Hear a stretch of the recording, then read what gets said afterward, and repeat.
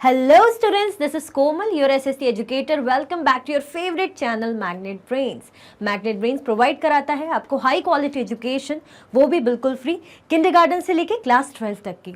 CBSE board के courses तो आपको अवेलेबल हैं ही, बट साथ में अदर स्टेट बोर्ड के कोर्सेज इन हिंदी मीडियम वो भी अवेलेबल हैं, जैसे कि UP board, Bihar board, MP board, Rajasthan board और दिल्ली बोर्ड।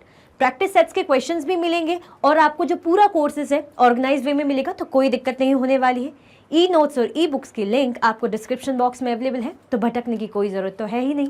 ठीक है, तो लास्ट क्लास में हमने क्या पढ़ा था? हमने एमसीक्यूज सॉल्व करे थे, पूरा जो हम प्रॉपर लिखे चले। पहले तो हमने चैप्टर पढ़ा था, उसके बाद हमने एनसीईआरटी सॉल्यूशंस किए थे भाई, जो बहुत ज़रूरी है। उसके बाद हमने एमसीक्यूज किए थे प्रैक्टिस के लिए, ताकि जो भी वैसी चीज़ें लाइक वन लाइनर हो गया, डेट्स हो गई, किसी प्लेस का नाम हो गया, भाई वो याद होना ज़रूरी है, तो हमने वो पढ़ा था। उसके बाद हमने कुछ इंपॉर्टेंट क्वेश्चंस किए थे जो लग सकता है कि एग्जाम के लिए बहुत ज़्यादा इंपॉर्टेंट है, कि जस्ट एग्जाम से 1-2 दिन पहले आपने रिवाइज कर लिया, पढ़ लिया, तो आपके काम आ गया। ठीक है, तो अब क्या करेंगे? हम चैप्टर का पूरा रिविजन करेंगे। पढ़ तो हमने लिया, ये आता आपको सब है, हो सकता है 100% नहीं आया हो, ऑब्वियसली 100% तो नॉट पॉसिबल, बट स्टिल जितना भी 60% भी, अगर 70% भी आपको समझ में आया हो, तो वन शॉट रिविजन में हो सकता है एग्जैक्टली 100% तो लेकिन नहीं चलते, चीज़ें लैग करती, जैसे कि मैंने कहा था, तो 95% तक आ जाए आपको समझ में, 99% तक आ जाए समझ में। मेरी कोशिश तो ये कि 100% आ जाए समझ में। चलिए चलते हैं, देखते हैं। What can we know about the past? हम पास्ट के बारे में क्या जान सकते हैं? जैसे कि हमने स्टार्टिंग ऐसी की थी कि भाई हमें ये बहुत ज़्यादा क्यूरियोसिटी रहती है भाई, क्योंकि हम क्या हैं, आप क्या हैं, स्पेशली आप हैं लिटिल साइंटिस्ट, तो आपको जानने की बहुत ज़्यादा जिज्ञासा होती है ना कि हम पास्ट के बारे में मतलब क्या जान सकते हैं। ये भी क्वेश्चन थे कि कैसे जान सकते हैं, कैसे पता लगाया जा सकता है। तो अभी जो हमारा है वो है what can we know about the past. भाई हम पास्ट के बारे में क्या जान सकते हैं, तो चलिए देखते हैं क्या जान सकते हैं। We can find out what people ate, we can find out what people ate, the kinds of clothes they wore, the houses in which they lived। कितनी अच्छी बातें हैं, कॉमन सी चीज़ें हैं कि भाई हम जानना चाहते हैं कि पहले के लोग क्या खाते थे, पहले के लोग क्या पहनते थे, भाई पहले के लोग कहाँ रहते थे, है ना। तो वही बात है कि भाई क्या खाते थे, किस टाइप के कपड़े पहनते थे, कैसा उनका पहनावा होता था, और किस टाइप के घरों में वो रहते थे। जैसे कि मैंने इमेज आपके लिए लगाई ही थी कि देखिए कैसे ये भाले वाले अपने टूल्स लेके जा रहे हैं, और इस टाइप का ड्रेस इनका है। आजकल देखा है कि अपने पापा या भैया वगैरह को या आप लोगों ने ऐसे पहनते हो, वन पीस जैसा। ये तो थोड़ा बहुत गर्ल्स के लिए होता है, बट पहले टाइम पे ऐसा पहना जाता था, ऐसा पहनावा चलता था। तो ये रेफरेंस के लिए मैंने लगाया, ताकि आपको एक आइडिया हो जाए कि भाई वो किस टाइप के कपड़े पहनते थे। We can find out about the lives of hunters. भाई हम जो शिकारी हैं उनकी जो है लाइफ्स, उनकी ज़िंदगियों के बारे में जान सकते हैं, हंटर्स की।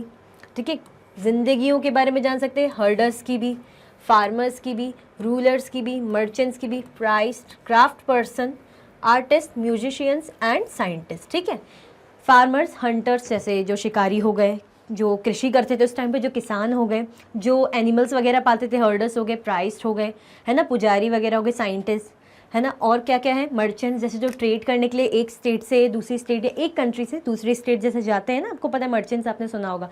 तो वैसे ही उस टाइम पे क्या चलता था, एक प्लेस से दूसरी प्लेस पे जाके कोई ट्रेड करता है, कोई कुछ प्रोडक्ट बेचता है ना। और साथ में क्राफ्ट पर्सनस हो गए, जो क्राफ्टिंग वगैरह का काम करते हैं, जो आर्टिस्टिक काम करते हैं, आर्टिस्ट हो गए।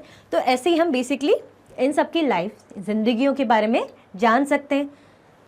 We can also find out about the games children played. भाई हम गेम्स आज के तो काफ़ी अलग अलग ही टाइप के हैं, बट उस टाइम पे कैसे चलते होंगे हमें नहीं पता। हमें वो जानने की बहुत ज़्यादा जिज्ञासा रहती, क्यूरियोसिटी रहती भाई कि क्या हो सकता है उस टाइम पे, क्या खेलते थे वो लोग। आज तो हम क्रिकेट हो गया, बैडमिंटन हो गया, या स्पेशली अब तो पीसी में या आपके प्ले स्टेशंस हो गए, आप उसमें खेलते हैं, सिस्टम में बैठ के खेलते हैं, फ़ोन में खेलते हैं, है ना। तो उस टाइम पे तो ऐसा कुछ था नहीं, टेक्नोलॉजी तो थी नहीं, टेक्नोलॉजी टाइम के साथ धीरे धीरे आई है ना।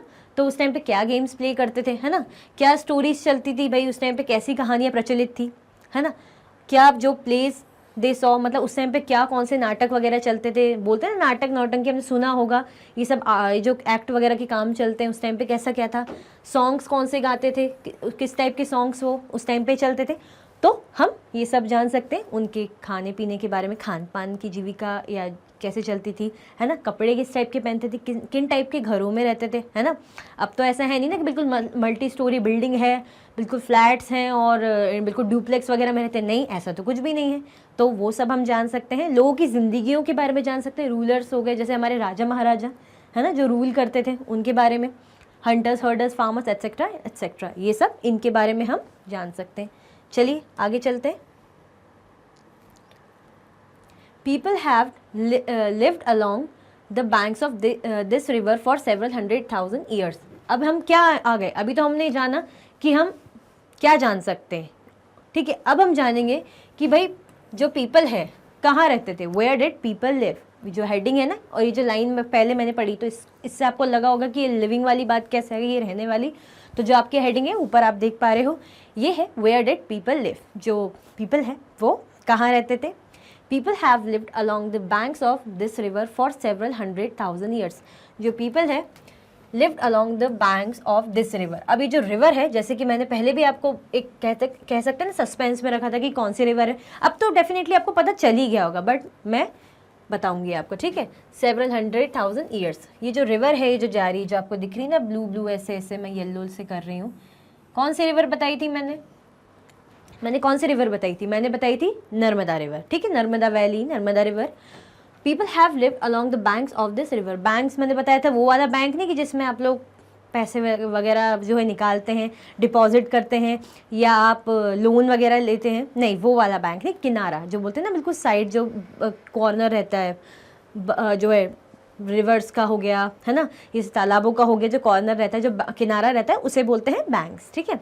तो people have lived along the banks of this river for several 100,000 years, मतलब सेवरल 100,000 ईयर्स, है ना, काफ़ी और सालों, मतलब 100,000 ईयर। आप समझ रहे कितनी हज़ारों से भी ज़्यादा चीज़ें और पुरानी टाइम पे आप जाने की बात कर रहे हैं।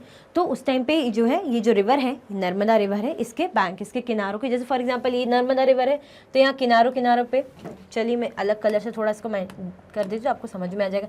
जैसे किनारों में ऐसे ये जो किनारे हैं, इन किनारों साइड में रहते होंगे, जस्ट ऐसे ही, मतलब एक आप इमेजिन करके चल लीजिए, है ना, बैंक मतलब इन्हीं किनारों के आसपास चलते होंगे, ठीक है। Okay, some of the earliest people who lived here were skilled gatherers। मतलब जो यहाँ रहते थे वो क्या थे, skilled gatherers। मैंने एक्सप्लेन किया था gatherers के बारे में, और अब बात आ गई वो भी skilled। तो क्या थे skilled gatherers, मतलब पहले तो क्या करते थे ना कि उनको जितना नॉलेज, कितना नॉलेज, ज़्यादा तो था नहीं भाई, जो शिकार किया वहीं बैठ के खाया, आसपास बैठ के खा लिया, और वहीं जितना खाया तो ठीक, और छोड़ छाड़ के चले गए भाई। जो भी ऐसा नहीं कि खाली, मतलब वो लोग शिकार करते जानवरों का तो वही खाते थे, जैसे उनको अगर फॉरेस्ट में जो भी ऐसे कुछ फ्रूट्स जो भी उस टाइम पे लगते होंगे, जो चीज़ें मिल गई, कच्ची सब्जियां जो भी है, तो उस टाइम पे उन्होंने खाया और जितना खाते बना ठीक है, और फेंक दिया।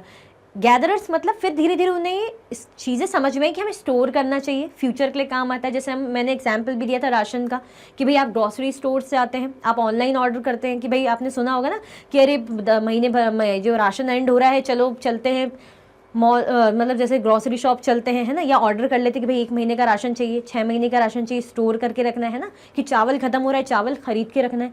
अब ऐसा तो है नहीं कि रोज़ गए और 10 रुपये के चावल खरीद लिए, 10 रुपये का आटा खरीद लिया, फिर दूसरे दिन के लिए 10 रुपये का तेल खरीद लिया, चावल खरीद लिया, ऐसा नहीं, आप स्टोर करके चलते। तो धीरे धीरे स्किल गैदरर्स, मतलब धीरे धीरे उन्हें स्किल आई, उनको ये मतलब उनके माइंड में चीज़ आई, उनको धीरे धीरे इस चीज़ का नॉलेज हुआ, तो वो चीज़ें इकट्ठा करने लग गए, स्टोर करने लग गए कि भाई फ्यूचर के लिए भी काम आएगा। अभी का तो हमने कर लिया, बट भाई फ्यूचर का भी सोच के चलना है, ठीक है। तो धीरे धीरे ग्रेजुअली चीज़ें बदली, एकदम से तो हो नहीं सकता बदलाव, तो धीरे धीरे उनको धीरे धीरे बोलते हैं ना, धीरे धीरे अकल आना, समझ में आना, तो वही वाली बात है। दे ऑल्सो हंटेड एनिमल्स, भाई एनिमल्स को भी हंट करते थे, ये तो काफ़ी ज़्यादा पॉपुलर है, तो पता ही है ना। मतलब स्टोर तो करते ही थे राशन पानी वगैरह के लिए, जो उस टाइम पे वो लोग जो सब्जियां हो गई, फ्रूट्स हो गए, जो भी वो खाते थे, स्टोर करके रखते थे, और जो है साथ में एनिमल्स की भी हंटिंग करते थे, मतलब जो है जानवरों का शिकार भी चलता रहता था, ठीक है। चलिए नेक्स्ट चलते हैं। अब ये मैप है, ठीक है, इसमें हम पता लगाएंगे भाई, ये जो आप देख रहे हैं ना, ये जो बोल्ड ग्रीन कलर्स में जो नेम दिख रहे हैं, तो स्टार्ट करते हैं। Sulaiman and Kirthar hills to the north west. Sulaiman and Kirthar hills हमने एमसीक्यूज में भी सॉल्व किए थे, मैंने आपको पढ़ाया भी था, एनसीईआरटी में भी था, देखिए एनसीईआरटी सॉल्यूशंस में भी था। सुलेमान एंड किरथर हिल्स, मैं अभी बताती हूँ आपको ये कहाँ है, टू द नॉर्थ वेस्ट। मैंने एक्सप्लेन किया था आपको, मेरा प्यारा सा मैप बना के, चलिए मैं आपको यहीं बना देती हूँ, ऐसे जैसे ये मेरा वाला मैप है जो मैं बना सकती हूँ। तो ये एरिया है जो आज का जो पाकिस्तान है, जो अभी का पाकिस्तान है, वो वाला एरिया कौन सा कहलाता है? कहलाता था सुलेमान और किरथर हिल्स। अब तो ये तो बना ही हुआ है, तो मैम का मैप तो कौन देखेगा, यहाँ प्रॉपर मैप तो है ही। तो चलिए देखते हैं ये जो एरिया है, जो पाकिस्तान वाला है। 1 मिनट मैं आपको रेड से अच्छे से समझाती हूँ तो आपको ज़्यादा अच्छे समझ में आ जाएगा। ये जो एरिया दिख रहा है, ये पूरा ये ऐसे ऐसे ऐसे ऐसे है ना, तो ये सुलेमान और किरथर हिल्स का एरिया है ना, यहाँ पे सुलेमान और किरथर हिल्स था। तो क्या है यहाँ पे? Some of the areas where women and men first began to grow crops. ये जो एरिया है आसपास के इस कुछ एरिया में क्या हुआ था, जो मेन एंड वुमेन, जो औरत हैं, जो आदमी हैं उस टाइम पे, ऐसा तो है नहीं कि औरतें ही औरतें थी, शुरू से आदमी ही आदमी थे, औरत आदमी दोनों ही थे। तो उन्होंने क्या करा, सबसे पहले जो है क्रॉप्स, मतलब जो है अनाज को जो बोना शुरू किया, फसलों को बोना शुरू किया। तो where women and women first began to grow crops, man and women ने क्या स्टार्ट करा?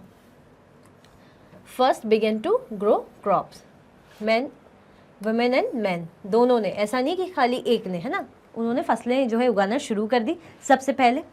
सच एज व्हीट एंड बार्ले, और कौन सी उन्होंने स्टार्ट करी? व्हीट एंड बार्ले, है ना।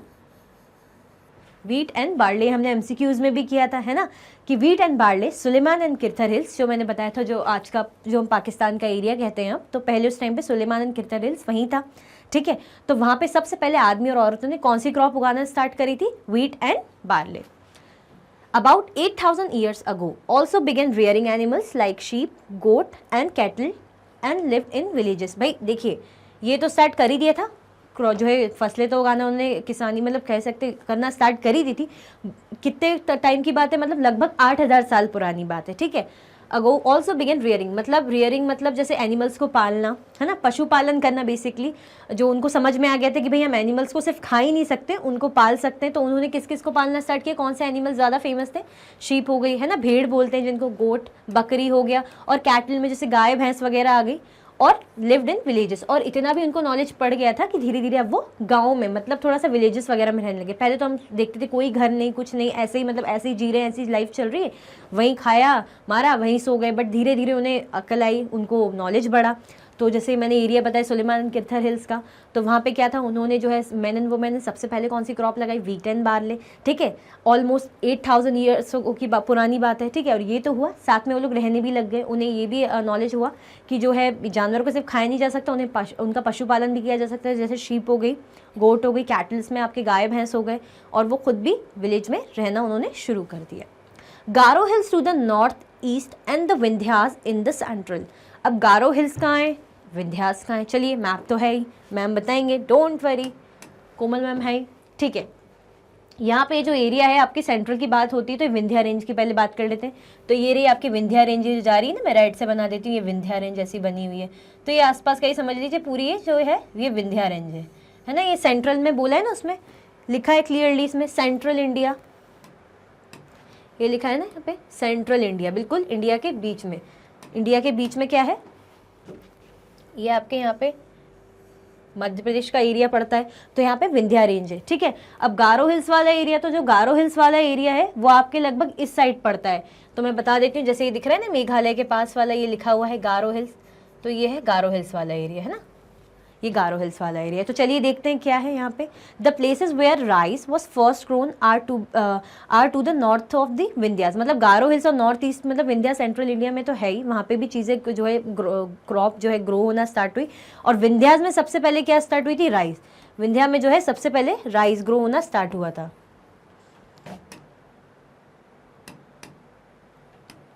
जो है राइस ग्रो होना स्टार्ट हुआ था सबसे पहले, कहाँ पे? विंध्यास में, ठीक है। ये रही आपकी विंध्या रेंज, ये गारो हिल्स है, ये आपका किरथर एंड सुलेमान हिल है, ठीक है। क्लियरली इसमें मैप में दिख रहा है, तो मेरे मैप की तो नीड है ही नहीं, जो समझ में नहीं आता थोड़ा सा, क्योंकि वो काइट शेप का हो जाता है ना, इसलिए। तो ये आपके, मैं फिर से बता देती हूँ, किरथर एंड सुलेमान हिल जो पाकिस्तान में है अब, ये आपका सेंटर में है विंध्या रेंज, जहाँ पे आपकी राइस सबसे पहले होगी थी। ये गारो हिल्स, यहाँ पे भी हुआ था राइस, ठीक है। चलिए आगे चलते हैं।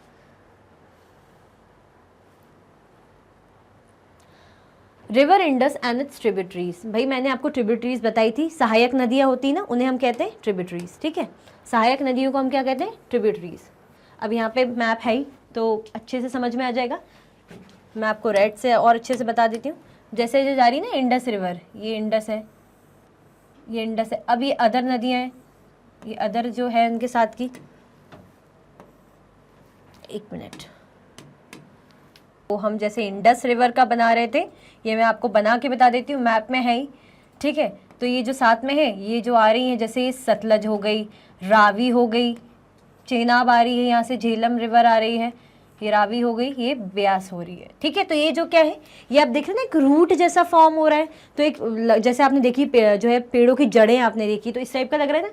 तो ये मेन इंडस रिवर है, और ये जो मिल रही हैं आके, आप ये भी देख रहे हैं कि भले वो किसी भी एंगल से आ रही है, चाहे ऐसे होते हुए आ रही हो, चाहे वैसे होते हुए आ रही हो, एट लास्ट वो साथ में मिल रही है। तो एक प्रॉपर एक रूट का जो शेप है वो फॉर्म कर रही है। तो ये जो आ रही है छोटी छोटी नदियाँ, ये क्या हो गई, ट्रिब्यूटरीज। और किसकी ट्रिब्यूटरीज हो गई है, इंडस रिवर की। चलिए आगे देखते हैं। Okay, River Indus and its tributaries. About 4700 years ago, some of the earliest cities flourished on the banks of this river. About 4700 years ago, भाई 4700 सालों पहले अर्लीस्ट सिटी, मतलब अर्लीस्ट का मतलब समझते हैं, और भी पुरानी, बहुत जो जल्दी बोलते हैं ना, अर्ली का मतलब जल्दी, जो बहुत पहले, जो जल्दी आ गया हो या जल्दी जो काम करता हो, अर्लीस्ट।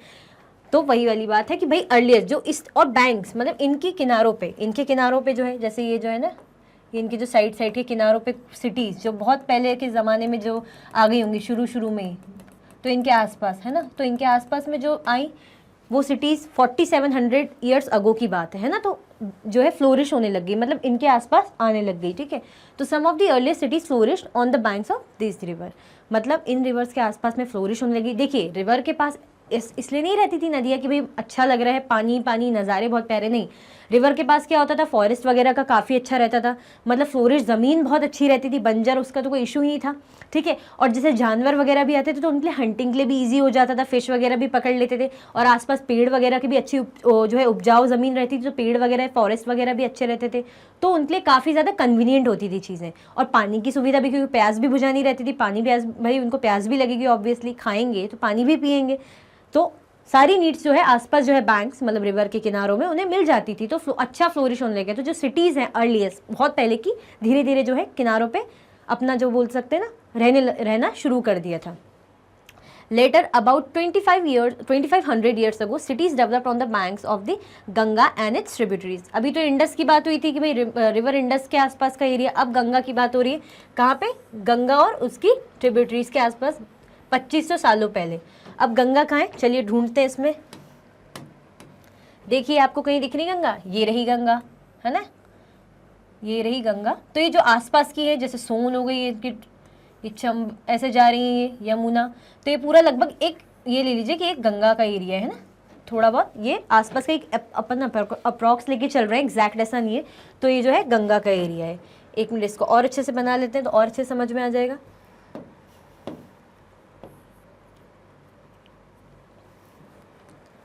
ये देखिए ये आसपास जो है ये ऐसे समझ लीजिए जो है गंगा का एरिया, ठीक है। तो गंगा का एरिया, तो जो 2500 साल पहले गंगा के पास भी, गंगा नदी की और उसके ट्रिब्यूटरीज, वही सहायक नदियाँ जैसे कि मैंने बताया था, तो उनके पास भी सिटीज़ धीरे धीरे जो है सेट होने लगी थी, वहाँ पे घर बसाने लग गए थे, ठीक है। चलिए आगे चलते हैं। Ganga and its tributary called the Son, भाई गंगा की भी एक ट्रिब्यूटरी है जो हमने MCQs में भी करी थी। तो क्या बताई थी, सोन नदी बताई थी। सोन नदी कहाँ है भाई, किसी को दिख रही है, ये रही सोन नदी, ये जो जा रही है ना, और ये तो मेन अपनी गंगा ऐसे जाते हुए दिख रही है, ये जो है ऐड हो रही है इसे रूट की तरह, ये जो है सोन नदी है, ठीक है।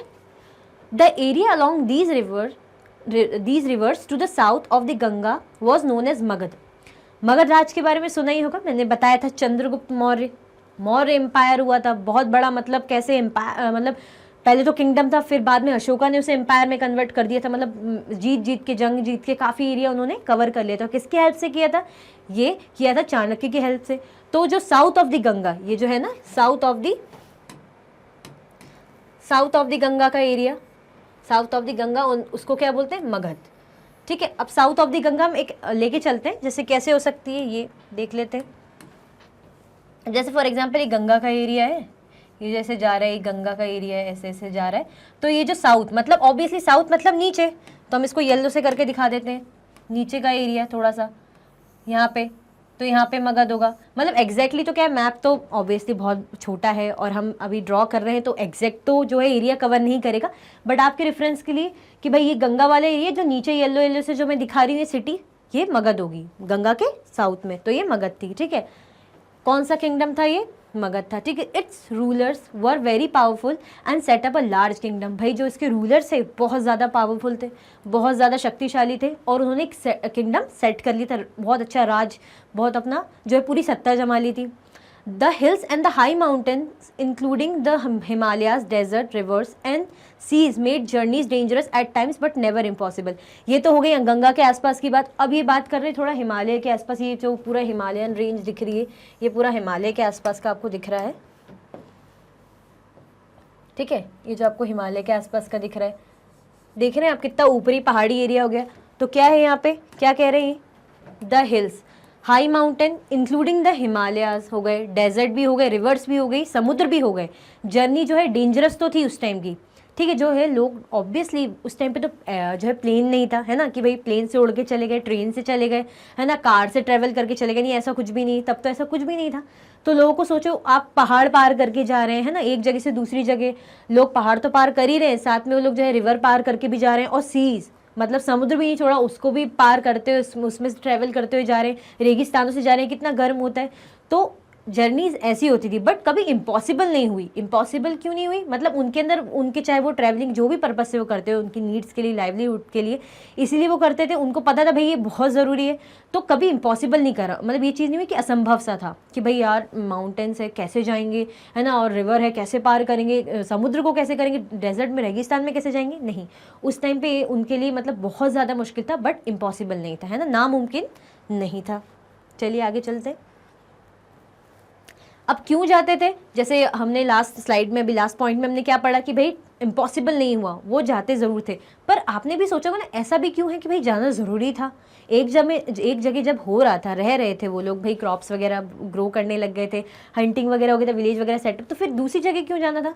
तो दूसरी जगह इन सर्च ऑफ लाइवलीहुड, जैसे कि मैंने बताया भाई जीविका चलाने के लिए। हो सकता है यहाँ पे ज़मीन जो है बंजर हो गई हो, पेड़ पौधे सूख रहे हो, पानी की थोड़ी कमी हो, है ना, या एनिमल्स वगैरह वहाँ अवेलेबल नहीं हो, तो उनकी जीविका नहीं चल पा रही हो, काम नहीं हो, तो भाई दूसरी जगह तो जाएंगे ही ना। जैसे बोलते कि अरे हमारे शहर में हमें जॉब नहीं मिल रही है, ये अच्छे स्कूल्स नहीं मिल रहे हैं, आपने देखा होगा जैसे छोटे छोटे शहर होते हैं जहाँ अच्छे स्कूल्स, यूनिवर्सिटीज़ नहीं होती, अच्छी अच्छी कंपनीज नहीं होती, तो आपने देखा है ना कि अरे वो बाहर अच्छी जो है मेट्रो सिटीज़ में जाके जॉब कर रहे हैं, या अच्छे शहर में जाके वहाँ उस स्कूल में बच्चों को पढ़ा रहे हैं, हॉस्टल में रह रहे हैं बच्चे। तो आप अंडरस्टैंड करते हैं कि भाई ऐसा क्यों होता है। तो ये रीज़न है कि चीज़ें जब नहीं रहती उनके पास, तो तभी जाके उन्हें दूसरी जगह जाना पड़ता है, चाहे कितनी भी प्रॉब्लम हो रही हो, मम्मी पापा से दूर रहना, खुद ही खाना बनाना पड़ रहा हो, जैसे जो जॉब करते हैं खुद ही सब कुछ मैनेज करके चलना पड़ रहा हो। और यहाँ घर में भले सुबह उठे, मम्मी ने चाय दे दी, काम पे चले गए, आके फिर मम्मी ने नाश्ता दे दिया, खाना दे दिया, सो गए, नहीं, बट अलग रह रहे हैं तो मेहनत कर रहे हैं, तो इसलिए, ठीक है, इन सर्च ऑफ लाइवलीहुड ज़रूरी पड़ जाता था। इसीलिए कहते हैं ना उस टाइम पे इम्पॉसिबल नहीं था, चीज़ें टफ बहुत थी बट इम्पॉसिबल नहीं थी।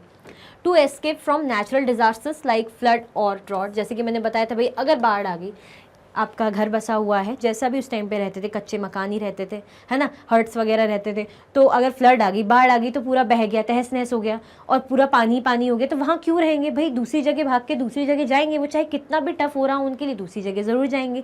सूखा पड़ रहा हो, अकाल पड़ रहा हो, भाई ज़मीनें बंजर हो रही है, ना पेड़ पौधे उग रहे हैं, ना उन्हें कुछ खाने को मिल रहा है, तो क्यों जिएंगे, तो दूसरी जगह जाएंगे, चाहे कितनी भी दिक्कतें हो रही हो, ट्रैवल तो करेंगे दूसरी जगह।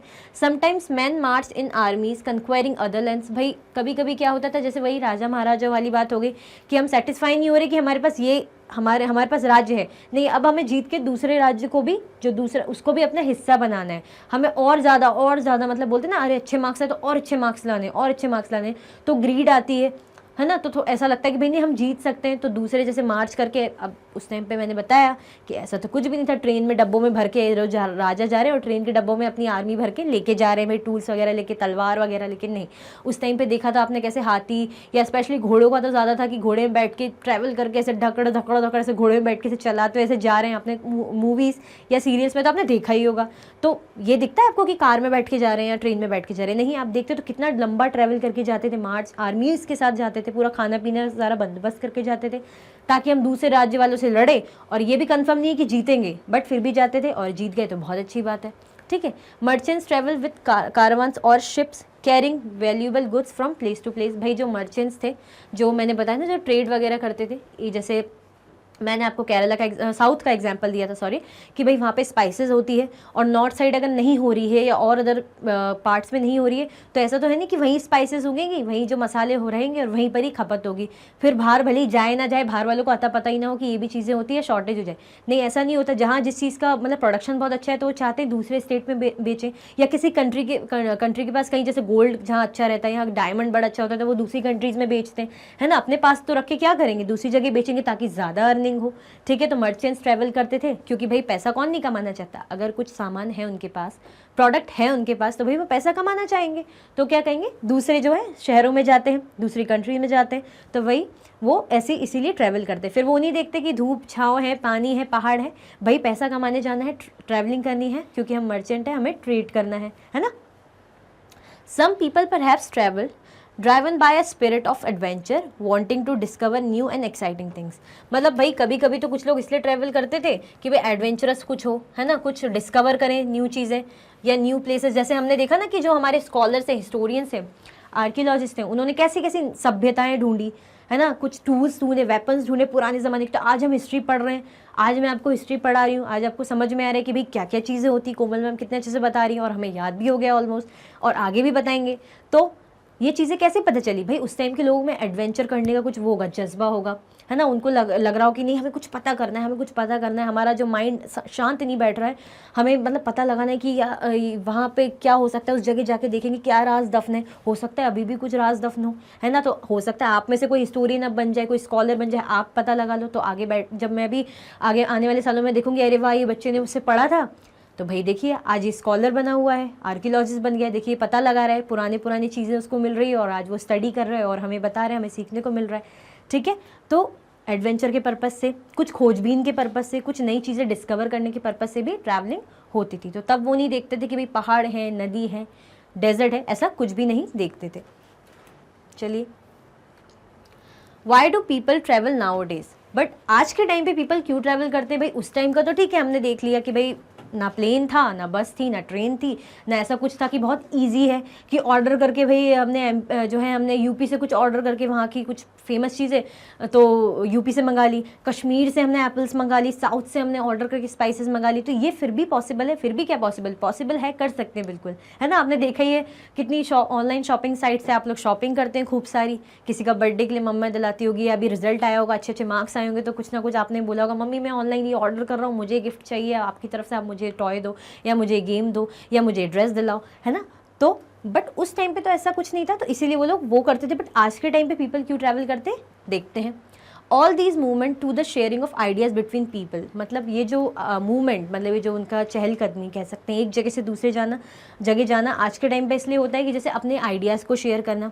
कुछ मेरे पास नॉलेज है तो मैं दूसरी जगह जाऊँ और वहाँ पे जाके शेयर करूँ, उनको बताऊँ कि भाई ये मेरी सोच है, आप भी इसके बारे में सोचिए, कुछ अवेयरनेस फैलाऊँ, ठीक है। तो इसलिए भी करते थे sharing of ideas. These movements of people enrich our cultural traditions. भाई इनके थ्रू क्या होता है, हमारे कल्चरल ट्रेडिशंस जो हैं, कस्टम्स हैं, जो हमारे रीति रिवाज है, वो एनरिच होते हैं, वो और ज़्यादा मतलब फ्लोरिश होते हैं, लोगों को पता चलता है। जैसे मेरे यहाँ कुछ अच्छा हो रहा है तो मैं अगर कहीं गई तो मैं उनको बताऊंगी कि देखो हमारे यहाँ तो इस तरीके से ये चीज़ें परफॉर्म होती है, कस्टम जो ट्रेडिशन इस तरीके से होता है, तो सामने वाले को इंटरेस्ट आएगा कि हाँ इनके यहाँ तो कितना अच्छा लगता है, हैपनिंग लगता है, तो हम भी इस कस्टम या ट्रेडिशन को फॉलो करेंगे, ठीक है। ये तो एनरिच आर कल्चरल ट्रेडिशन। भाई जो हमारे रीति रिवाज है, कल्चर से रिलेटेड है, किसी का कल्चर कुछ और है, किसी का कुछ और है। हमने देखा ही काफ़ी डाइवर्स कंट्री है ही इंडिया, तो काफ़ी कास्ट है, रिलीजन है, तो कैसे वो अपने जो कल्चर को उनकी प्रीचिंग करते हैं, बताते कि ये अच्छा है तो आप भी ऐसा करिए, और अगर किसी को अच्छा लग रहा है तो वो भी इस चीज़ को फॉलो करता है।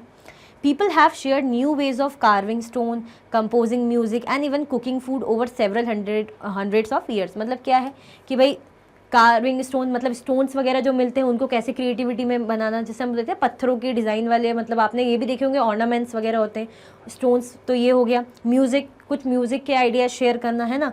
और इवन कुकिंग फूड, भाई उस टाइम पे क्या था, मतलब ऐसा तो मैंने बताया ट्रैवलिंग वगैरह इतनी ऐसी चीज़ों से तो कुछ नहीं थी कि तुरंत चले गए ट्रेन बस प्लेन में बैठ के, तो इसलिए भी ट्रैवल करते हैं आज के टाइम में कि भाई अगर कुछ उनके पास जो आइडियाज़ हो फूड वगैरह की, जो भी उनको लगता है कि भाई स्किल्स हैं, तो वो आइडियाज़ शेयर करें। तो इसलिए जो बेसिकली जो पीपल ट्रैवल करते हैं।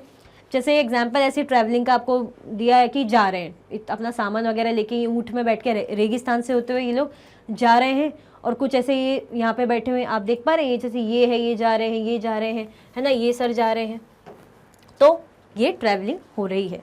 चलिए आगे चलते हैं।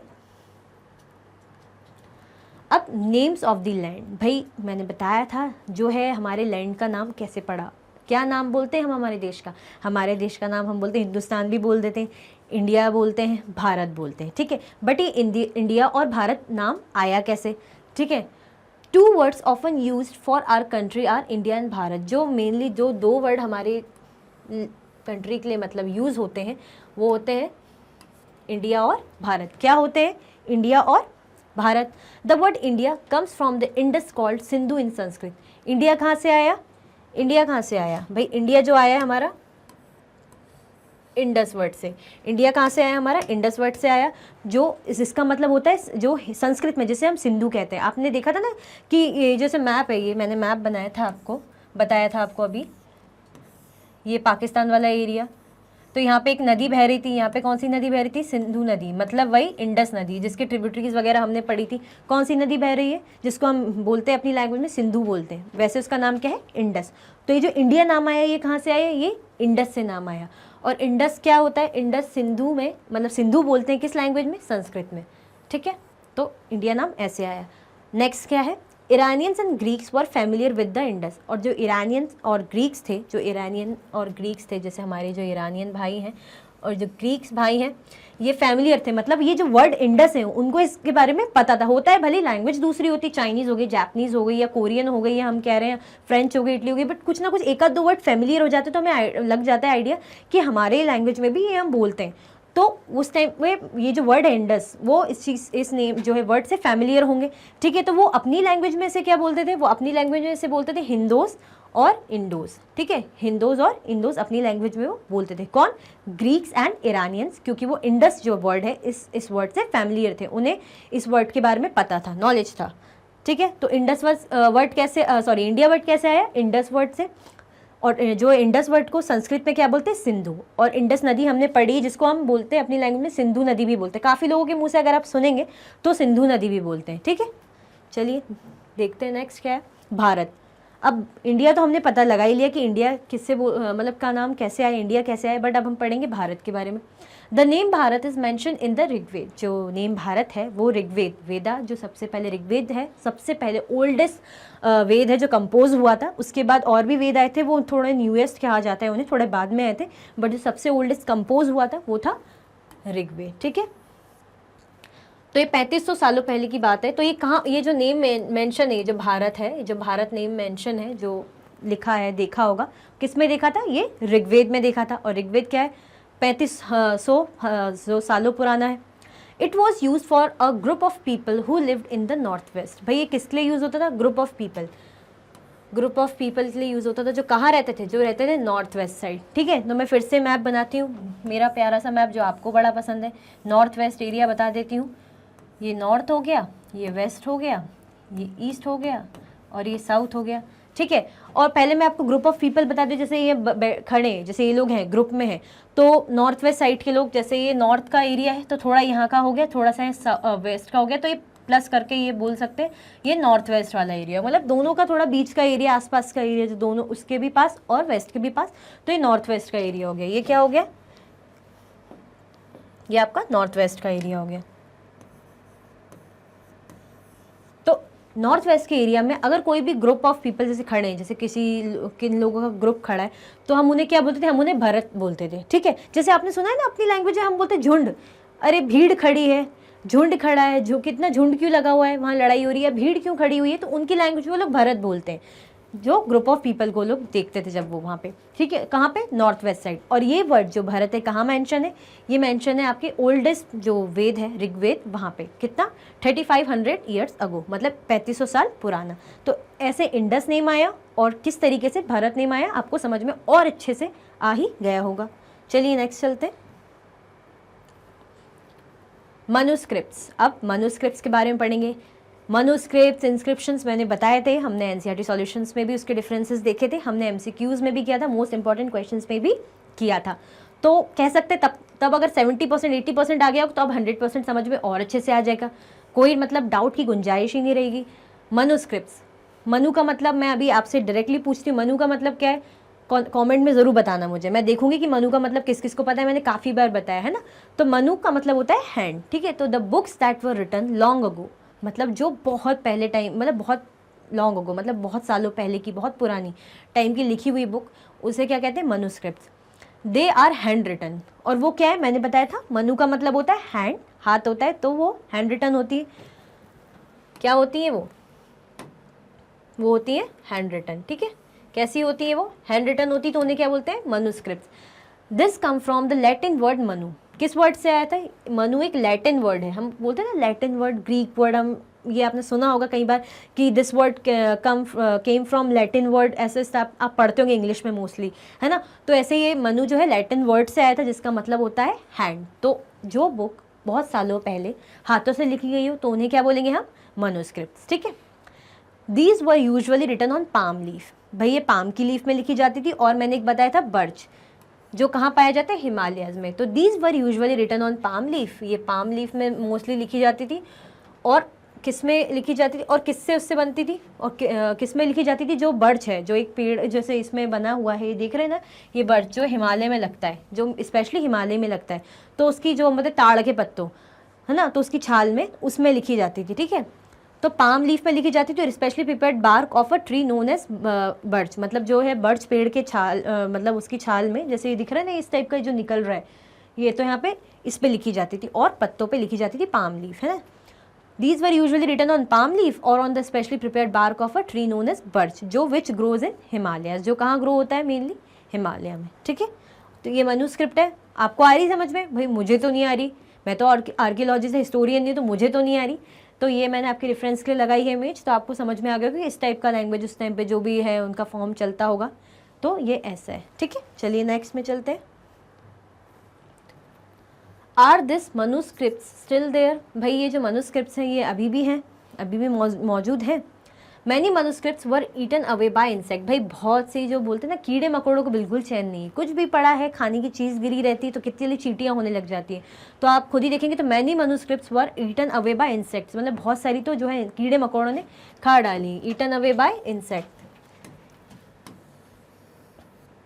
Many were preserve in temples and mountains, अरे बहुत सारी तो जो है जो है टेम्पल्स और मोनेस्ट्रीज में, मोनेस्ट्रीज क्या होता है मैं आपको बताऊंगी, मठ होते हैं। जैसे आपने सुना होगा ना, बुद्धिज़्म जो एरा चला था, जो गौतम बुद्ध का टाइम था, तो उन्होंने वहाँ पे मठ वगैरह काफ़ी अपने टाइम पे मठ वगैरह बनवाए थे। तो उन मठों को हम क्या बोलते हैं, वहाँ पे लोग रहते थे जो ये कल्चर फॉलो करते थे, जो रिलीजन फॉलो करते थे, जैन धर्म का, सॉरी अपना बुद्ध धर्म का, बुद्धिज़्म का जो है रिलीजन फॉलो करते थे। तो किसने बनाया था, गौतम बुद्ध के टाइम एरा में ये बना था। मोनेस्ट्रीज आज भी है, ऐसा नहीं है, तो इन्हें हम क्या कहते हैं, मठ कहते हैं। तो जो अपनी मनुस्क्रिप्ट्स है वो कहाँ का प्रिजर्व्ड है, टेम्पल्स में भी मिल जाएंगी जो जो बची हुई हैं, और दूसरी मठों में यानी मोनेस्ट्रीज में प्रिजर्व्ड है, यानी सेव्ड है, अच्छे से रखी हुई हैं। और कुछ जो है वो भाई इंसेक्ट्स ने खा ली, जैसे कि मैंने बताया था, उनको तो बिल्कुल भी आराम चैन है नहीं, फटाक से जो मिला और खाना शुरू, जो खाने लायक उनके होता है। Manuscripts were written on variety of subjects, अब देखते हैं, मतलब मनुस्क्रिप्ट्स ही क्या लिखी जाती थी हमें पता है, बट हम ये जानना चाहते हैं, ये हमारे अंदर जिज्ञासा है कि किन किन सब्जेक्ट्स में लिखी जाती थी, किन किन जो है टॉपिक्स पे वो लोग लिख सकते थे। रिलीजियस बिलीव्स एंड प्रैक्टिसेस, भाई अगर उनकी कुछ रिलीजियस बिलीव है, कुछ उनकी धार्मिक जो है उनके जो चलते हैं ना बिलीव्स, मतलब जो उनकी सोच है, जो उनकी मतलब जो मान्यताएं हैं, तो उनके बारे में। और प्रैक्टिसेस मतलब जो उनकी कस्टम्स ट्रेडिशंस जो फॉलो करते थे, जो परफॉर्म करते होंगे, चाहे ड्यूरिंग पूजा हो गई या कोई भी काम से रिलेटेड, तो वो चीज़ों को वो लिखते थे मनुस्क्रिप्ट्स में, वो भी मेंशन करते थे। तो हम क्या लिखा जाता था उस टाइम पे, रिलीजियस बिलीव्स भी लिखे जाते थे और practices. The lives of kings, भाई राजा महाराजा हैं तो वो अपनी ज़िंदगी के बारे में लिख देते थे, क्योंकि ऑब्वियसली राजा महाराजा है तो कुछ एडवेंचरस तो काफ़ी कुछ हो गई उनकी लाइफ में, सिंपल तो हो नहीं सकता, क्योंकि वो राजा महाराजा है, उनको दूसरी जगह लड़ने जाना है, जंग जीत के आना है, या कहीं बिल्कुल बोलते हैं ना कहीं मौत के मुँह से बच कर आए हैं, है ना। तो कैसे वो अपनी ब्रेवरी की, करेजियस जो बातें हैं वो मैंशन करते थे। तो मनुस्क्रिप्ट्स में जो है लाइफ्स ऑफ किंग वो भी लिखा जाता था। मेडिसिन एंड साइंस, भाई अगर कुछ भी उस टाइम पे वेद जो है आयुर्वेदा की चीज़ें हो गई, जो भी कह सकते हैं औषधि वाली चीज़ें हो गई, अगर कुछ जो वेद वगैरह होंगे तो उन्हें कुछ नई चीज़ डिस्कवर की होगी, नई दवाई बनाई होगी, या कुछ दवाई बहुत ज़्यादा इंपॉर्टेंट होगी किसी बड़े ज़ख्म को का इलाज करने के लिए, तो उसको भी मेंशन कर देते थे। तो मेडिसिन से रिलेटेड चीज़ें हो गई, और जो उस टाइम पे साइंस विज्ञान से रिलेटेड चीज़ हो गई वो भी मनुस्क्रिप्ट में मेंशन हो जाती थी, मतलब मेंशन किया जाता था। एपिक्स, पोएम्स एंड प्लेस मतलब उस टाइप के नाटक हो गए या कविताएं हो गई। भाई ऐसा नहीं है कि अभी ये कवि महोदय अभी दिखते हैं, अभी हमारे पास स्टोरी राइटिंग है। उस टाइम की क्या स्टोरीज चलती थी, किसी को कोई होता है ना अपने अपने वो रहते हैं, इंटरेस्ट रहता है, तो कोई कवि जो है कवि लिखता होगा, ठीक, कविता लिखता होगा सॉरी, तो कवि होगा, कोई स्टोरीज लिखता होगा, है ना, तो कोई कहानीकार होगा, तो वो लोग भी अपनी चीज़ें मनुस्क्रिप्ट्स में लिखते थे, ठीक है। Many of these manuscripts were written in Sanskrit, Prakrit and Tamil. मतलब मैनी ऑफ दीज मतलब ये नहीं कहा जा रहा कि सारे, मतलब टोटली जो है लैंग्वेज है मनुस्क्रिप्ट की वो संस्कृत में लिखी जाती थी या तमिल में लिखी जाती थी या प्राकृत में लिखी जाती थी, but most of the manuscripts were written in Sanskrit में, प्राकृत में एंड तमिल में, ठीक है। संस्कृत, प्राकृत और तमिल में मोस्ट ऑफ दी जो मैन्युस्क्रिप्ट्स हमारी लिखी जाती थी, ठीक है। तो मैन्युस्क्रिप्ट्स क्या है, मैंने बताया आपको, जो हैंड रिटन होती है, जो बहुत पुराने टाइम पे लिखी जाती थी, और वो पाम लीफ और जो बार्क ऑफ बर्च जो हिमालय में होते हैं उसमें लिखी जाती थी। और साथ में क्या है, कहाँ पे कुछ तो कीड़े मकोड़े खा गए थे, और या कुछ टेम्पल में प्रिजर्व है और मोनेस्ट्री में प्रिजर्व है, मतलब संभाल के रखी हुई है। और वैरायटी ऑफ सब्जेक्ट्स में लिखी जाती थी जो है मनुस्क्रिप्ट, जैसे क्या क्या टॉपिक्स हो सकते हैं, रिलीजियस बिलीफ्स हो गई, है ना, प्रैक्टिसेस हो गए, किंग्स की लाइफ हो गई, उनकी ज़िंदगियों के बारे में, मेडिसिन और साइंस से रिलेटेड हो गया, वो करते थे। एपिक्स, पोएम्स एंड प्लेज से रिलेटेड, है ना। और जो है मनुस्क्रिप्ट जो मोस्टली किस लैंग्वेज में रहती थी, संस्कृत, प्राकृत एंड तमिल लैंग्वेज में रहती थी, ठीक है। चलिए नेक्स्ट चलते हैं। Another source of history are inscriptions. जो अनदर सोर्सेज हैं हिस्ट्री के वो है इंस्क्रिप्शंस, ठीक है। जैसे कि मैंने बताया था, और इंस्क्रिप्शन किस पे लिखे जाते हैं भाई, हार्ड सरफेसेस पे। तो these are writings on relatively hard surfaces such a stone और मेटल। किस पे लिखे जाते थे, हार्ड सरफेसेस पे, जैसे कि स्टोन हो गया और मेटल। भाई हार्ड बोल दिया है तो स्टोन और मेटल तो हार्ड होती हैं, तो उन पे खोद खोद के इंस्क्राइब किया जाता था। Sometimes Kings got there orders inscribed so that people could see, read and ओबे देम। भाई जो किंग थे वो अपना जो है फरमान वगैरह जारी करते थे, ऑर्डर वगैरह इंस्क्राइब करा देते, ताकि क्या है, जो आम जनता है वो देख पाएँ, वो पढ़ पाएँ, और जो ऑर्डर्स हैं वो ओबे कर पाएँ, ठीक है। कुछ भी अच्छा इंपॉर्टेंट फरमान उन्हें जारी करवाना है, टैक्स से रिलेटेड हो गया, कुछ उनकी जीविकाओं से रिलेटेड हो गया, काम से रिलेटेड हो गया, जो कुछ भी जश्न से रिलेटेड हो गया कि आज ये जश्न होगा, या कुछ भी उन्हें स्पेशल कुछ लिखवाना है कि भाई ये जनता हमेशा याद रखे, इसको माने, तो वो चाहे पढ़ पाएँ, चलते फिरते पढ़ लिया, देख लिया, समझ लिया। तो इसलिए भी जो राजा महाराजा कुछ ये चीज़ें इंस्क्राइब करवा देते थे। तो किस में कराते थे, इंस्क्रिप्शंस बोलते हैं हम उन्हें, जो किस में लिखी जाती है, हार्ड सरफेसेस। हार्ड सरफेसेस में क्या हो जाता है, जैसे हमारा मेटल हो गया और हमारा स्टोन हो गया, ठीक है। चलिए नेक्स्ट में चलते हैं। अब those who study these objects are called archaeologists। भाई जो है, जो ये स्टडी करते हैं, जो ऑब्जेक्ट्स हम देखते हैं, जो हमने देखा भाई सिक्का मिला उस ज़माने का, उस सभ्यता की हमें ये चीज़ मिल गई, ईंट पत्थर मिल गए उस सभ्यता के, भाई वो पॉट्स मिल गए, तो उसे क्या बोलते हैं, जब उन्हें रीड करा जाता है, उनको स्टडी किया जाता है। भाई चीज़ें मिलना कोई बड़ी बात नहीं है, मुझे भी चलते फिरते माने कोई, मैं कहीं घूमने चली गई, मुझे चलते फिरते कोई सिक्का मिल गया, मुझे लग रहा है वो पुराना, मैं समझ रही हूँ, बट मैंने उसकी स्टडी नहीं की, तो मैं थोड़ी बता पाऊँगी कितने हज़ारों सालों पुराना है और कौन सी सभ्यता का है, कौन से राजा महाराजा के जो है उनके एम्पायर किंगडम के टाइम का है, कि वो कोई राजा मुगल्स के टाइम का हो गया, या हम किसी कभी दिल्ली सल्तनत के टाइम का हो गया, हम नहीं बता सकते। तो जो स्टडी करते हैं इन ऑब्जेक्ट्स को, तो उन्हें कहते हैं आर्कियोलॉजिस्ट। तो आप ये स्क्रीनशॉट ले लीजिए ताकि आपको और अच्छे से समझ में आ जाएगा। तो आप लोगों ने स्क्रीनशॉट ले लिया, ये मैंने इसलिए करवाया क्योंकि भाई हमें पता होना चाहिए ना कि आर्कियोलॉजिस्ट जो ऑब्जेक्ट को स्टडी करते हैं उसी को आर्कियोलॉजिस्ट बोलते हैं। क्योंकि भाई मैंने बताया ना कि नॉर्मली ऑब्जेक्ट तो कोई मुझे भी मिल जाए, कोमल मैम को मिल गया, जैसे मुझे मिल गया, आपको मिल गया, तो जब तक रीड ही नहीं करेंगे, उनकी स्टडी नहीं करेंगे, तो हम किस बात के आर्कियोलॉजिस्ट, हम तो नॉर्मल इंसान हैं, हमें नॉलेज ही नहीं है। तो इसीलिए, और क्या क्या वो रीड करते थे देखते हैं। पहले तो हम ये देख लेते, स्टडी करते थे, तो उन्हें आर्कियोलॉजिस्ट बोलते थे किनको, ये ऑब्जेक्ट्स को। और ऑब्जेक्ट्स कौन से, ये जो सारे अभी एग्जाम्पल्स में दिए हुए वो, जैसे कि द रिमेन्स ऑफ बिल्डिंग। भाई अगर कोई भी बिल्डिंग का बचा कुछ मलबा वगैरह मिल गया, ईंट मिल गई, अलग डिज़ाइन का हो सकता है, उसकी मिट्टी थोड़ी अलग लग रही है या पत्थर अलग सा लग रहा है, तो वो ऑब्वियसली स्टडी करेंगे कि आज के टाइम पे तो ऐसा कुछ देखने को मिलता नहीं है, तो ये किस ज़माने का हो सकता है, तो उसकी स्टडी करना। पेंटिंग्स एंड स्कल्पचर्स, भाई कुछ टाइप की पेंटिंग क्या डिज़ाइन की बनती थी, बोलते हैं ना अलग अलग राजा महाराजा, मुगल्स के टाइम की पेंटिंग अलग होगी, जो दिल्ली सल्तनत के टाइम की अलग होगी, अगर ब्रिटिशर्स आए होंगे तो उनके टाइम के क्या पेंटिंग स्कल्पचर्स होंगे, वो अपने साथ का मतलब अपना कुछ लाए होंगे अलग सा, या उससे भी पुराना एंशियंट टाइम की पेंटिंग्स कैसी होंगी। तो हम जो है आर्कियोलॉजिस्ट उसको रीड करते हैं, वो जो ऑब्जेक्ट्स हैं उनके लिए, और स्कल्पचर्स को, ठीक है।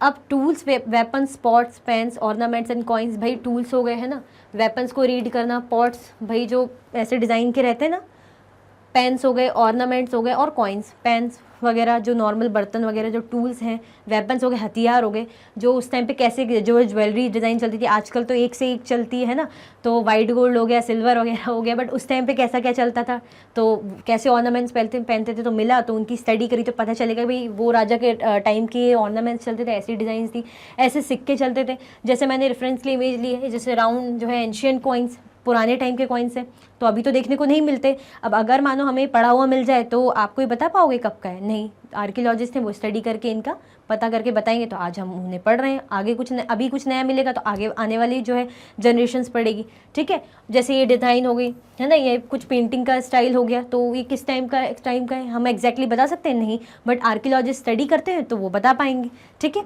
बोन, बेक्ड, क्ले और मेटल, भाई कुछ हड्डियाँ मिल गई या कुछ क्ले मिल गए, बेक्ड है ना, थोड़े से पके हुए इस टाइप के, पकाए गए हुए, और मेटल्स मिल गए, तो उनकी स्टडी कर ली कि भाई अगर कुछ मेटल मिला है तो किस टाइप का होगा, किस टाइम का होगा, किस वक्त का होगा, कौन सा दौर होगा, कौन सी सभ्यता का होगा, तो ये सारी जो स्टडी करते हैं वो आर्कियोलॉजिस्ट कहलाते हैं।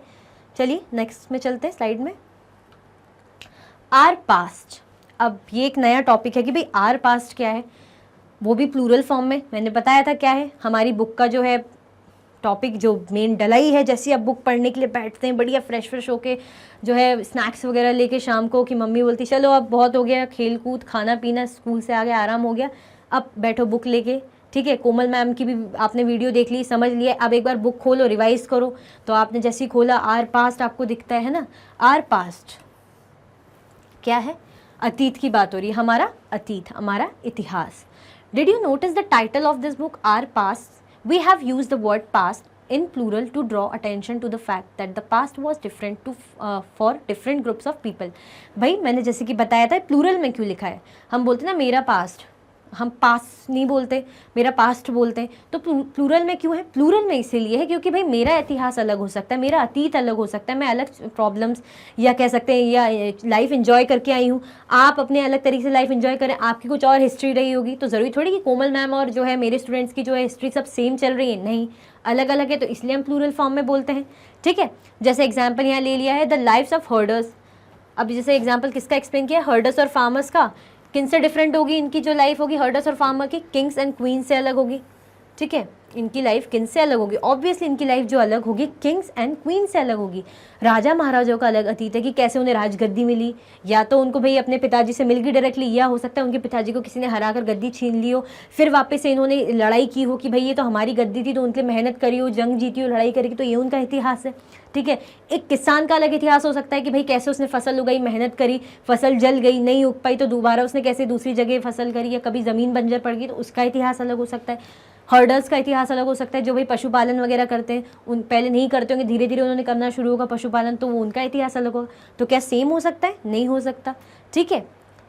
The lives of merchants were different from those of craft person and so on. जैसे दूसरा एग्जाम्पल है किनकी लाइफ, जैसे मर्चेंट, भाई जो मर्चेंट है, जो मैंने बताया जो ट्रेड वगैरह करते हैं, उनकी लाइफ क्राफ्ट पर्सन से, जो कारीगरी वगैरह वाले काम करते हैं, थोड़ा क्राफ्टिंग का काम करते हैं, ऑब्वियसली उनसे अलग होगी।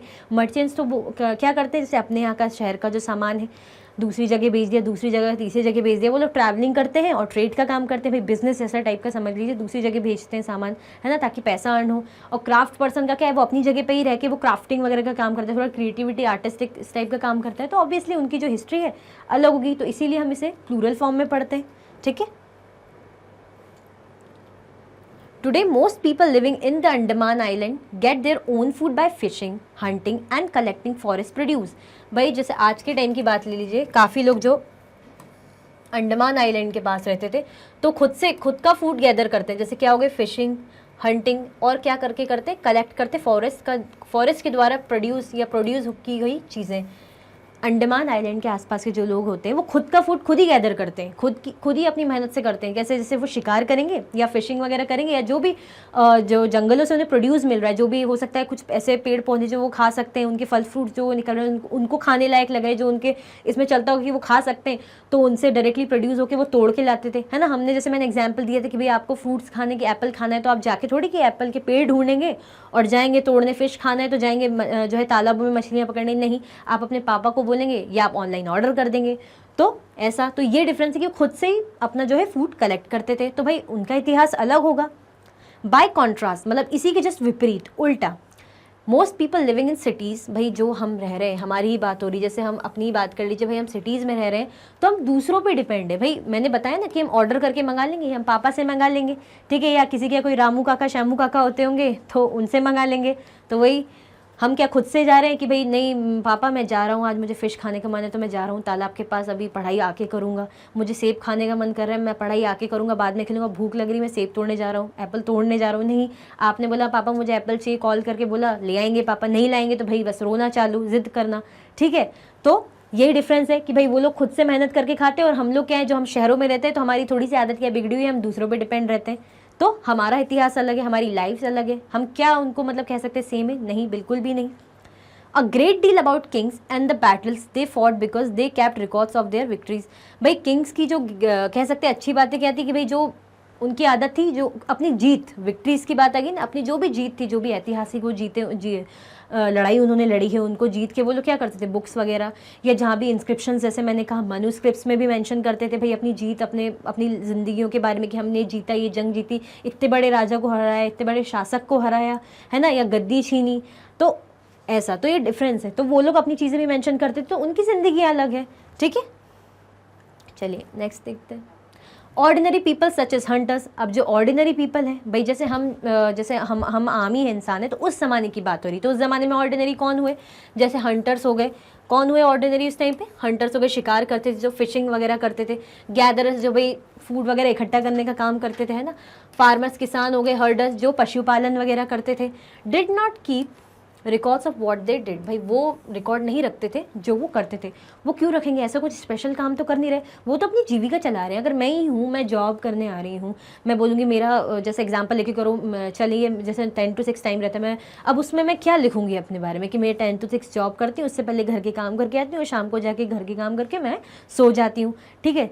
अब आप लोग लिखेंगे मॉर्निंग में उठते हैं भाई, ऐसे लेज़ी से उठते हैं, मम्मा उठाती है, नाश्ता कराती है, फिर बस ले जाती है, पैदल ले जाएंगी, ऑटो से ले जाएंगी, फिर हम स्कूल जाते हैं, खेलते वेलते हैं, उसके बारे में आप क्या लिखेंगे? अब भाई राजा महाराजा हैं कि भाई वो तो जीते हैं, जंग जीते हैं, उन्होंने किसी गद्दी छीन ली, कुछ बहुत बड़ा काम करा है कि जनता उनके मतलब उनको भगवान मानने लगी, तो वो लिखेंगे। तो ऑर्डिनरी मैन, जैसे उस टाइम के ऑर्डिनरी मैन हो गए जो शिकारी करते थे, जो फिशिंग करते थे, जो पशुपालन करते थे, वो अपने बारे में क्या लिखेंगे? तो इसलिए वो अपने पास या अपनी जो है अतीत के बारे में नहीं लिखते थे most of the time. While archaeology helps us to find out about their life, there is much that remains unknown. फिर भी आर्कियोलॉजी, वो लिखते तो थे ही नहीं, बट हमें फिर पता कैसे चला उनके बारे में? जो आर्कियोलॉजी है, जो आर्कियोलॉजिस्ट हैं, उस टाइम पे जो भी हो सकता है, उन्हें ऐसे कुछ ट्रेसेस मिल गए होंगे घरों के, उस टाइम के पत्थरों के, कपड़ों के, तो उन्होंने उनसे आइडिया लगा ली कि भाई ये तो आम लोग थे, इस तरीके की ज़िंदगी जीते थे। तो जो है आर्कियोलॉजी की हेल्प से तो हमें काफ़ी कुछ पता चल जाता है, बट फिर भी कहीं ना कहीं कुछ चीज़ें जो 100% हमें नहीं पता है। जैसे कि मैंने बताया था ना कि अभी भी कुछ जो है राज दफन है, हम ये नहीं कहेंगे कि सब कुछ हमें पता है। आप कन्फर्म या 100% कह सकते हैं कि भाई कोमल मैम ने पूरी हिस्ट्री पढ़ा दी तो अब यही हिस्ट्री, इसके अलावा कोई हिस्ट्री है ही नहीं, अब बताओ कोई कि अलग कुछ हो जाए? नहीं, ऐसा नहीं है। जो है काफ़ी कुछ अननोन है, जो कोमल मैम को भी नहीं पता है और काफ़ी लोगों को नहीं पता है, जो फिर भी राज जो दफन है वो पता होना भी बाकी है, ठीक है। इफ समबडी, अब जो आपका टॉपिक है, जैसे मैंने यहाँ पे डेट, जैसे मैंने पढ़ा तो मैंने देखा यहाँ पे व्हाट डू डेट्स मीन, बहुत ही अच्छा टॉपिक आ गया है। व्हाट डू डेट्स मीन, भाई जो है डेट्स का क्या मतलब है, मैंने समझाया था आपको बहुत अच्छे से, मैं लिख ही देती हूँ डायरेक्टली यहाँ पे। एडी बताया था मैंने, फिर आपको मैंने BC बताया था, ठीक है। एडी इक्वल्स टू मैंने बताया था CE होता है, AD इक्वल्स टू CE होता है, और BC इक्वल्स टू होता है BCE, ठीक है। किससे रिलेट करता है ये? जीसस क्राइस्ट, जो है हमारे जीसस क्राइस्ट, किससे रिलेट करता है हमारे? ये जीसस क्राइस्ट से रिलेट करता है, ठीक है। चलिए अब इसको पढ़ते हैं। अभी तो मैंने जस्ट ये पहले ही बना दिया क्योंकि मुझे पता है आप लोगों को समझ में मैंने समझाया था, तो पूरा नहीं आया होगा तो आपको इसको लेके कुछ याद आ गया होगा। बाकी हम रीड करते हैं। If somebody ask you the date, you will probably mention the day, month and year 2000 and something. मतलब अगर आपसे अभी कोई टाइम पूछेगा भाई क्या ईयर चल रहा है, तो आप 2024 बोल देंगे, 2023 बोल देंगे, 2000 बोल देंगे, जो भी ईयर चल रहा हो, ठीक है, डायरेक्टली आप बोल देंगे। Date generally assign to the birth of Jesus Christ the founder of Christianity. भाई मैंने बताया था जो हमारा जो ऑल ओवर द वर्ल्ड जो चलता है क्रिश्चियनिटी ईरा चलता है, तो हम किसको एक बोलते हैं ना, एक प्रॉपर क्राइटेरिया लेके चलते हैं कि भाई क्राइटेरिया सेट है, इसको फॉलो करना है। तो जो क्राइटेरिया सेट है क्या लेके चलते हैं भाई, जब जीसस क्राइस्ट का जन्म हुआ था, जो जीसस क्राइस्ट है मैंने यहाँ लिखा है, उनका जब जन्म हुआ था तो हम उनके बर्थ ईयर को लेके चलते हैं, ठीक है। द फाउंडर ऑफ क्रिश्चियनिटी, भाई जिन्होंने क्रिश्चियन धर्म जो रिलीजन है उनको उसको फाउंड किया था। सो 2000 means 2000 years after the birth of Christ. अगर हम 2024 की बात करें, ये तो 2000 लिखा है, बट अगर मैं 2024 की बात करूँ तो यानी जो जीसस क्राइस्ट जब पैदा हुए थे उससे 2024 सालों बाद, उससे 2024 सालों बाद की बात हो रही है। यानी हमारे जो जीसस क्राइस्ट पैदा हुए थे, जो क्रिश्चियनिटी के जो फाउंडर हैं, तो उनके जन्म कब हुआ था, हम कह सकते हैं कब वो पैदा हुए थे, वो हुए थे 2024 सालों पहले। अब नेक्स्ट ईयर की बात करें, जैसे हम फॉर एग्जांपल 2025 चल रहा होता तो हम बोलते जो जीसस क्राइस्ट पैदा हुए थे 2025 सालों पहले उनका बर्थ हुआ था, ठीक है। All dates before the birth of Christ are counted backwards and usually have the letters BC before Christ added on। मतलब जैसे मैंने बताया जो है बर्थ जो उनको असाइन किया जाता है डायरेक्टली, क्योंकि क्रिश्चियनिटी को उन्होंने फाउंड किया था। और अगर बात की बात हो रही तो यानी इतने सालों बाद किन के बर्थ से, जो है जीसस क्राइस्ट के बर्थ से। अब जो है सारी डेट्स जो है किनको असाइन है, बर्थ ऑफ सारी डेट्स जो आपकी असाइन है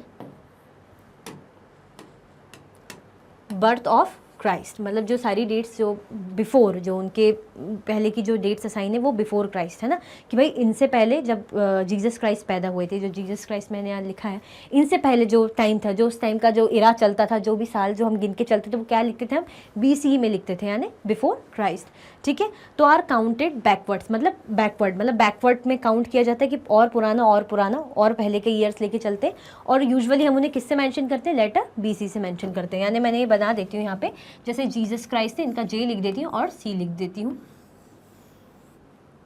तो इससे जो बैकवर्ड वाला टाइम चलेगा, ये जो बैकवर्ड वाला टाइम चलेगा, इस बैकवर्ड वाले टाइम को हम बोलेंगे BC, ठीक है। ये जो बैकवर्ड वाला टाइम चल रहा है, जो पीछे पीछे जा रहा है, उसे क्या बोलेंगे हम, BC बोलेंगे, ठीक है। और जो आगे वाला जा रहा है उसे हम क्या बोलेंगे, मैंने बताया था, उसे बोलेंगे हम AD। अब ये AD क्या होता है, अभी आगे चल के हम देखते हैं और अच्छे से। BC we have seen stand for before Christ, जैसे लास्ट स्लाइड में हमने पढ़ा था, जस्ट लास्ट पॉइंट पे, कि जो BC किसे बोलते हैं, बिफोर क्राइस्ट को बोलते हैं ना, जब क्राइस्ट के जन्म से पहले को बोलते हैं, ठीक है। Anno Domini meaning in the year of the Lord that is Christ. So 2012 can also भी रिटर्न एज AD 2012। मतलब एनो डोमिनी, ये जो AD है ये किसे बोलते हैं, जिस साल लॉर्ड, मतलब जो है लॉर्ड भगवान पैदा हुए थे, ठीक है, मतलब भगवान का साल, जिस साल भगवान जन्मे या भगवान का साल, तो जीसस क्राइस्ट हुए थे उस टाइम पे, है ना। तो अब उनका जो बाद का इरा चलता है, जो अब उनके बाद के टाइम को लेके चलते हैं, अब जो जैसे ना बाद की बात कर रहे हैं, जैसे लॉर्ड है, जीसस क्राइस्ट है, ये तो आपने देख लिया, चलो मैं यहाँ बना देती हूँ, जैसे जीसस क्राइस्ट है, JC है। अब जो इनके आने वाले बाद के साल हैं, जो इनके आने वाले बाद के साल हैं, हम इन्हें क्या लेके चलेंगे, हम इन्हें लेके चलेंगे AD, है ना, एनो डोमिनी। और एनो डोमिनी किसे बोलते हैं, एनो डोमिनी बोलते हैं कि जिस जो है year in the year of the Lord, मतलब भगवान का साल, ठीक है। सो 2012 कैन ऑल्सो भी रिटर्न एज AD, जैसे इन्होंने 2012 का एग्जाम्पल है कि 2012 को हम कैसे लिख सकते हैं, AD 2012, ठीक है। क्या लिख सकते हैं हम 2012 को, AD 2012, क्योंकि हम बात का वही काउंट के चल रहे हैं ना, वही गिनते हुए चल रहे हैं।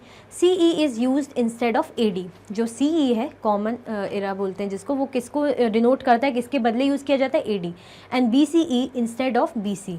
The letter CE stands for common era. भाई जो लेटर है CE इंस्टेड जो है किसके लिए यूज़ होता है, जो लेटर है CE कॉमन एरा के लिए स्टैंड होता है। मतलब मैंने बता दिया कि CE होता है, बट आप बोलेंगे ना मैम CE का मतलब क्या होता है, फुल फॉर्म क्या होता है, उसे बोलते हैं कॉमन एरा, ठीक है। एंड BCE बोलते हैं बिफोर कॉमन एरा, यानी वही बिफोर क्राइस्ट, ठीक है। We use these terms because the Christian era is now use in most countries in the world. भाई हम ये जो टर्म है ना, आप बोल रहे होंगे कि मैम ऐसा क्यों, कि इसी को यूज़ किया जा रहा है, ऐसी भी क्या बात है, हमारा क्यों नहीं यूज़ किया जा सकता, कि अगर हमारे भगवान पैदा हुए ऐसा कुछ भी, but all over the world यही क्राइटेरिया चलता है कि जो क्रिश्चियन इरा है वही फॉलो करते हैं। तो इसीलिए एडी, जिस साल जीसस क्राइस्ट पैदा हुए थे उनके बाद के टाइमों में, उनके बाद के आने वाले सालों को हम एडी, और एडी को हम और क्या बोलते हैं, एडी को हम बोलते हैं सीई, ठीक है, कॉमन एरा। तो हम एडी बोलते हैं यानी कॉमन एरा। और एनो डोमिनी एडी का फुल फॉर्म होता है, उसका मतलब होता है इन द ईयर ऑफ लॉर्ड, मतलब जो ईयर है किनका, भगवान का, ठीक है। और जो उससे पुराना वाला टाइम है, इसको छोटा सा बना देती हूँ, जो पुराना वाला टाइम है वो होता है BC, इसको हम बोलते हैं BCE भी बोलते हैं, बिफोर कॉमन एरा। इसको हम क्या बोलते हैं, बिफोर कॉमन एरा भी बोलते हैं। तो अब आपको क्लियर हो गया होगा कि एडी बाद का टाइम, जब जीसस क्राइस्ट पैदा हुए थे। जैसे हम आज 2024 चल रहा है तो हम 2024 एडी भी लिख सकते हैं, एडी 2024 भी लिख सकते हैं, ठीक है। तो कोई कन्फ्यूजन मेरे हिसाब से अब नहीं रहनी चाहिए, क्योंकि BC मतलब बैकवर्ड टाइम, जो उनके पहले जब जो जीसस क्राइस्ट हुए थे उनके बर्थ से पहले का टाइम, और एडी उनके बर्थ के बाद का टाइम, जो आजकल भी हम लेके चल सकते हैं। आज भी हम कह सकते हैं 2024 एडी, 2023 एडी, ठीक है, या आने वाले 2025 एडी, ऐसा हम कह सकते हैं, ठीक है। चलिए, सो इसी के साथ जो आपका है पूरा कंप्लीट चैप्टर का रिवीजन एंड होता है। आई होप आपको जो थोड़ा बहुत 70% या 80% स्टक होगा, तो पूरा लगभग 100% नहीं कह रही हूँ, चलिए फिर भी 98 या 99.999% तो समझ में आ ही गया होगा। मुझे कमेंट्स में ज़रूर बताइए कि आपको कितना समझ में आया, कोई डाउट तो आपका नहीं रह गया, तो ज़रूर मुझे कमेंट्स में बताइएगा। तो ये चैप्टर का जो है कंप्लीट रिवीजन एंड होता है, और इसी के साथ ये जो वीडियो है एंड होती है। अगर आप और भी लेक्चर्स की वीडियोस देखना चाहते हैं तो यूट्यूब के जो मैग्नेट ब्रेन्स चैनल है यूट्यूब पर, आप उसको फॉलो करें, देखें, आपको काफ़ी अच्छी अच्छी वीडियोज़ मिलेंगी, ठीक है। मैग्नेट ब्रेन्स की एप्लीकेशन, मैग्नेट ब्रेन्स की वेबसाइट पर भी जाके आप देख सकते हैं। ई नोट्स और ई बुक्स की लिंक आपको डिस्क्रिप्शन बॉक्स में अवेलेबल है ही। साथ में आपको जो हाई क्वालिटी के टॉप कोर्सेज है जो पूरे 100% फ्री आपको अवेलेबल है, आपको कोई चार्जेस नहीं देने पड़ते। तो ये टॉप कोर्सेज क्या हैं, जैसे CBSE बोर्ड के, Delhi board, Bihar board, UP board, MP board, Rajasthan board और वैदिक मैथ्स क्रैश कोर्स और स्पोकन इंग्लिश कोर्स भी आपको अवेलेबल है। इंग्लिश, स्पोकन इंग्लिश कोर्स से आपकी इंग्लिश अच्छी होगी, आपकी पर्सनैलिटी इनहेंस होगी। और मैग्नेट ब्रेन्स की हिंदी मीडियम चैनल को भी ज़रूर देखें, बहुत अच्छी अच्छी सब्जेक्ट्स की वीडियोस हैं। अदर नॉलेज, जनरल नॉलेज से रिलेटेड भी आपको वीडियोस मिलेगी, आपको बहुत मज़ा आएगा, बहुत इंटरेस्टिंग लगेगा और बहुत कुछ सीखने को मिलेगा। अदर प्लेटफॉर्म पे भी हमें फॉलो कीजिए, जैसे कि फेसबुक, इंस्टाग्राम, एक्स, टेलीग्राम और व्हाट्सएप पे। वीडियो को लाइक ज़्यादा से ज़्यादा करें और शेयर तो बहुत ज़्यादा करें, ताकि पता चल जाए कि फाइनली वन शॉट जो है रिवीजन प्रॉपर चैप्टर का मैम ने करवा दिया है।